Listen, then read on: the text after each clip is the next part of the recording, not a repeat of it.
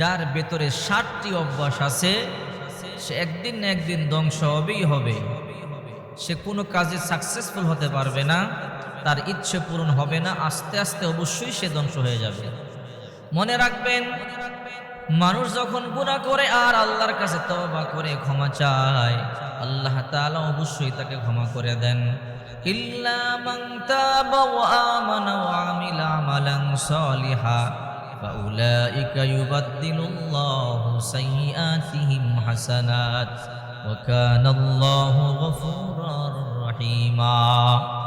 যারা তওবা করে, নতুন করে ঈমান আনে, আল্লাহ পাক রব্বুল আলামিন তাদের গুনাহগুলোকে শুধু ক্ষমা করে না, আল্লাহ তাআলা ফাউলাইকা ইউবাদদিলুল্লাহু সাইয়্যাতিহিম হাসানাত, তাদের পিছনের গুনাহগুলোকেও আল্লাহ পাক রব্বুল আলামিন নেকের দ্বারা পরিবর্তন করে দেয়।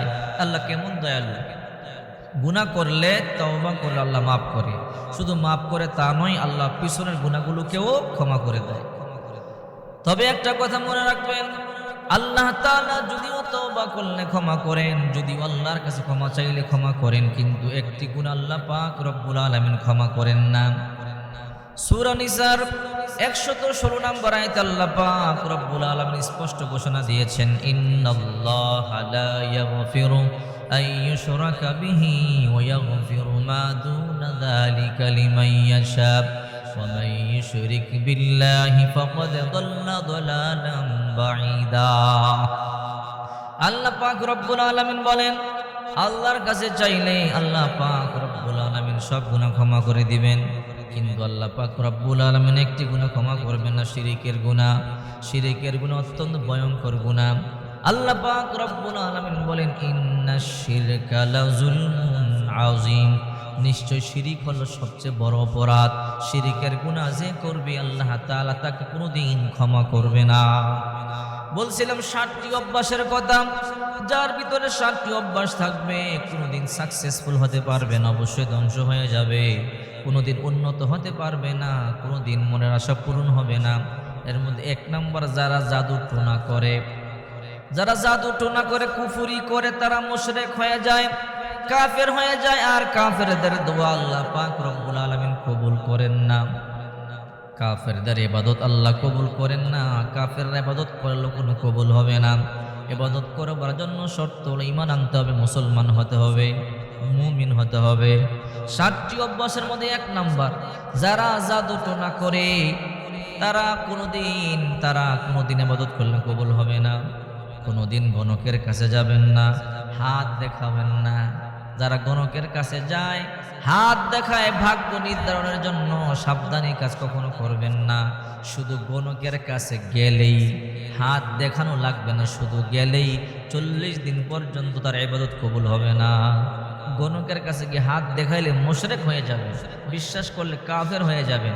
আর তার কাছে গেলে পরে ৪০ দিনের জন্য ইবাদত কবুল হবে না, আর হাত দেখাইলে শেষ, ঈমান শেষ। এরপরে ২ নাম্বার হলো, ৩ নাম্বার হলো অন্যায়ভাবে কাউকে হত্যা করলে।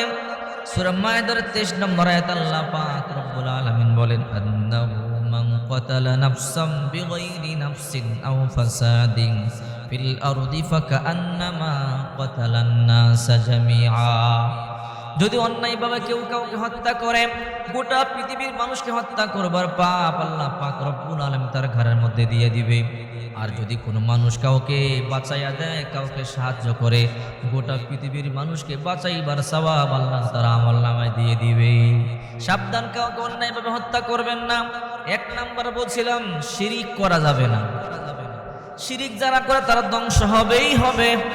২ নাম্বার, জাদু টোনা করা যাবে না, সাবধান, বান মারা যাবে না, কুফরি করা যাবে না। ৩ নাম্বার, অন্যায়ভাবে কাউকে হত্যা করা যাবে না। যদি অন্যায়ভাবে কাউকে হত্যা করেন তাহলে আল্লাহ তাআলা গোটা পৃথিবীর মানুষকে হত্যার পাপ আমলনামায় দিয়ে দিবে। ৪ নাম্বার, সুদের লেনদেন করা যাবে না। যারা সুদ খায়, যারা ঘুষ খায়, তারা জাহান্নামী, তাদের ইবাদত কবুল হবে না, একদিন না একদিন তারা ধ্বংস হবেই হবে। আল্লাহ পাক রব্বুল আলামিন বলেন, ইয়া আইয়ুহাল্লাযীনা আমানুত্তাকুল্লাহা ওয়া যারু মা বাকিয়া মিনার রিবা ইন কুনতুম মুমিনিন। হে মুমিনেরা, হে বিশ্বাসীরা, তোমরা তোমরা অবশ্যই সুদের লেনদেন তোমরা বন্ধ করে দাও, ইন কুনতুম মুমিনিন, যদি তোমরা মুমিন হও। ফাইল্লাম তাফআলু ওয়ালান তাফআলু ফাইল্লাম তাফআলু ফাআযানু বিহারবিন মিনাল্লাহি ওয়া রাসূলি, যদি তোমরা সুদের কারবার বন্ধ না করো তাহলে আল্লাহ আর আল্লাহ রাসূলের সাথে যুদ্ধের জন্য প্রস্তুতি গ্রহণ করে নাও। চিন্তা করেন, আল্লাহ এবং রাসূলের সাথে যুদ্ধ কোনোদিন সম্ভব হবে না। এই জন্য 4 নাম্বার বলছিলাম কি, সুদের কারবার করা যাবে না। এবার আসুন 5 নাম্বার, এতিমের মাল অন্যায়ভাবে গ্রাস করা যাবে না, অন্যায়ভাবে ভক্ষণ করা যাবে না। আল্লাহ পাক রব্বুল আলামিন বলেন, যারা এতিমের মাল অন্যায়ভাবে ভক্ষণ করে তারা মাল খায় না, তারা আগুন ঢুকায়। সূরা নিসার মধ্যে আছে, তারা পেটের ভিতরে আগুন ঢুকায়, আগুন। 6 নাম্বার, রণাঙ্গন থেকে যারা পলায়ন করেন তারা অবশ্যই ধ্বংস হবে, কোনোদিন উন্নত হতে পারবে না, দোয়া কবুল হবে না, ইবাদত কবুল হবে না। 7 নাম্বার, সতী নারীকে যারা অপবাদ দেয়, আহারে নারীদের মধ্যে সমস্যাটা অনেক বেশি, সতী নারীদেরকে অপবাদ দেওয়া যাবে না। এই 7টি কাজ যার মধ্যে থাকবে অবশ্যই সে ধ্বংস হবেই হবে। বিশ্বনবী মুহাম্মদ সাল্লাল্লাহু আলাইহি ওয়াসাল্লাম আমাদেরকে এত সুন্দর করে বুঝিয়ে দিয়েছেন। আজকে আমরা ধ্বংস হওয়ার 1 নাম্বার কারণ, আমরা বিশ্বনবীর কথা মানি না, বিশ্বনবীর হাদিস মানি না। যদি আমরা বিশ্বনবী মুহাম্মদ সাল্লাল্লাহু আলাইহি ওয়াসাল্লামের কথা শুনতাম, বিশ্বনবীর হাদিসগুলো মানতাম, আমাদের ব্যক্তি জীবন, পারিবারিক জীবন, সামাজিক জীবনগুলো সুন্দর হয়ে যেত। আল্লাহ তাআলা আমাদের প্রত্যেকটা কাজের মধ্যে কল্যাণ দান করতেন, আমাদের প্রত্যেকটা কাজে কল্যাণ দান করতেন। আমরা নবীজির সুন্নাত মানি না, রাসূল করিম সাল্লাল্লাহু আলাইহি সাল্লামের কথা মানি না, সেজন্য যেদিকে তাকাই অন্ধকার, আমাদের কোনো কাজে কল্যাণ নাই, প্রত্যেকটা কাজের মধ্যে পেরেশানি। এর একটাই কারণ, সুন্নাত নাই। সুন্নাতের আমল করেন, শান্তি আসবে, বরকত আসবে, বালা মুসিবত দূর হবে। সুন্নত ছেড়ে দিবেন বালা মুসিবত আসবে, গজব আসবে, আযাব আসবে, শান্তি কোথাও পাবেন না।